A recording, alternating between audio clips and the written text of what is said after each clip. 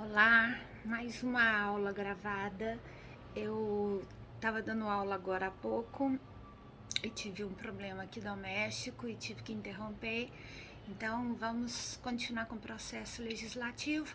É bom que todo mundo que está acompanhando o curso, enfim, pode seguir juntos. E aí me perguntaram se eu sarei, enfim.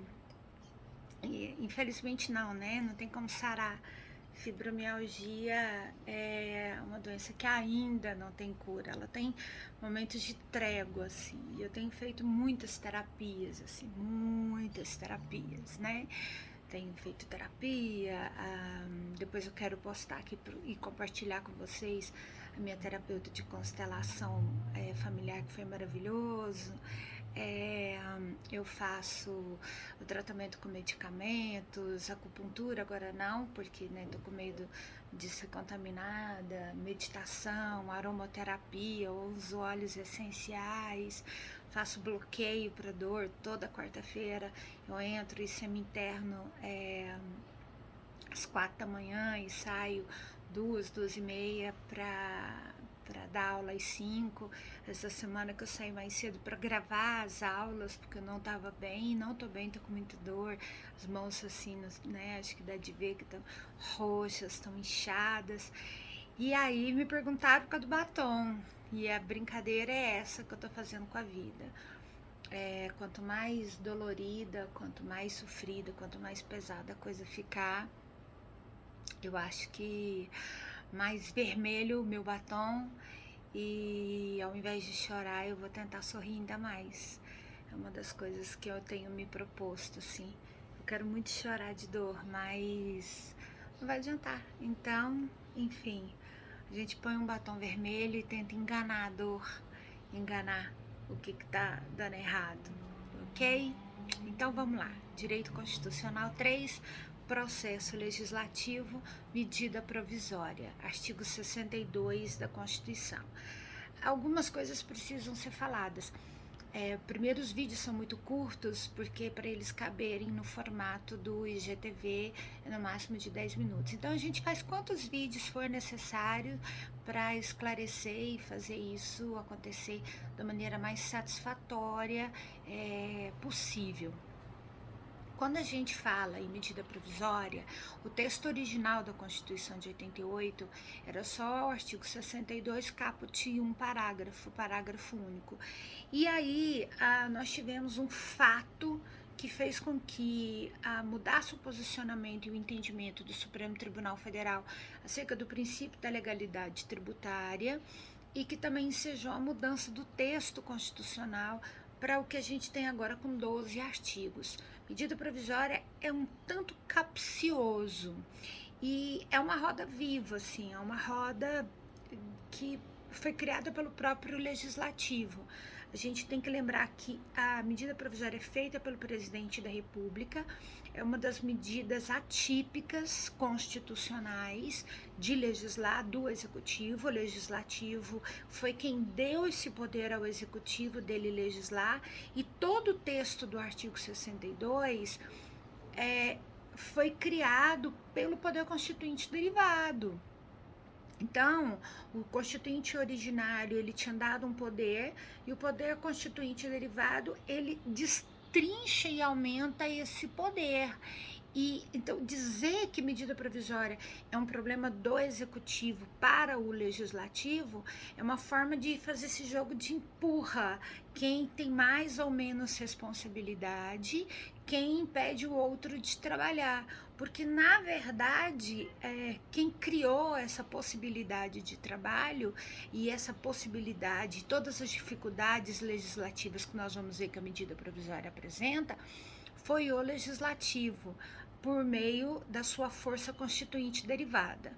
Isto posto, vamos ao caput do artigo 62. Diz lá: em caso de relevância e urgência, o presidente da República poderá adotar medidas provisórias com força de lei, devendo submetê-las de imediato ao Congresso Nacional.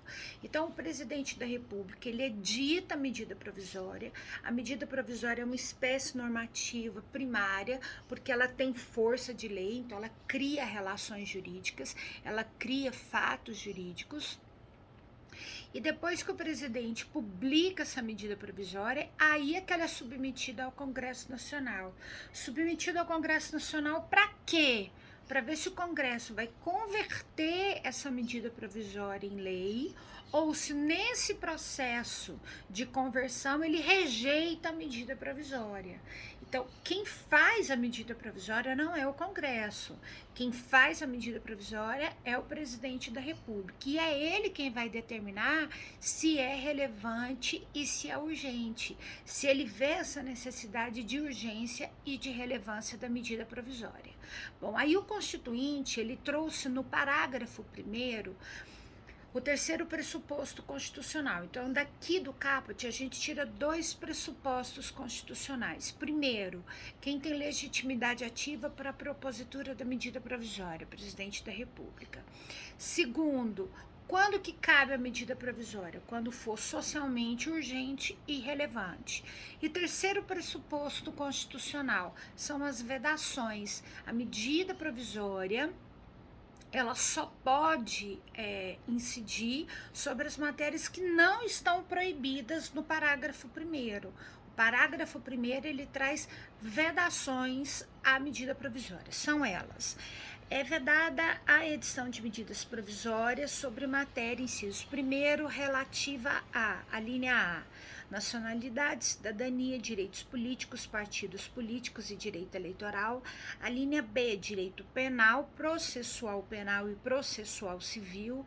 A linha C, organização do Poder Judiciário e do Ministério Público, a carreira e a garantia de seus membros. A linha D, planos plurianuais, diretrizes orçamentárias, orçamento e créditos adicionais suplementares, ressalvado o previsto no artigo 67, parágrafo 3º. Por exemplo, a Covid. Não estava no orçamento previsto as medidas que seriam necessárias para o tratamento da Covid, o auxílio suplementar, a criação e destinação de reservas e de dinheiro extra para a pauta da saúde. Então, isso é uma medida extraordinária. Só nessas situações extraordinárias de decretação também de estado de defesa ou de estado de calamidade, de urgência, cidades que têm enchentes, queda de barragem, enfim, precisa de um dinheiro extra para medidas emergenciais, aí sim pode se mexer no orçamento por medida provisória. Mas se for o orçamento normal, no seu cumprimento normal, não se pode mexer em lei orçamentária por medida provisória. Inciso 2º, que vise a detenção ou sequestro de bens, de poupança popular ou qualquer outro ativo financeiro. A exemplo, sempre vem o exemplo, a memória nossa do plano Collor, mas é nada parecido com isso. Então, não poderia se bloquear dinheiro, não se poderia mexer em reservas por meio de medida provisória. Reservada a lei complementar. Matéria de lei complementar é só lei complementar. Matéria de lei complementar não cabe lei ordinária, não cabe lei delegada, não cabe medida provisória. Se o Constituinte disse, essa matéria será regulamentada por medida provisória, é medida provisória. Por lei, a gente já sabe que é lei ordinária. Mas se o Constituinte disse por lei complementar, nenhuma das outras espécies normativas pode incidir sobre esse campo de vedação. E, por fim, já disciplinada em projeto de lei aprovado pelo Congresso Nacional, pendente de sanção ou veto do presidente da República. Está lá naquele prazo dos 15 dias. Então, o presidente, naquele momento, ou ele concorda e sanciona, ou ele veta. Ele não pode pegar aquele assunto do projeto e transformar numa medida provisória. Nosso tempo está estourando, vem a segunda aula sobre medida provisória.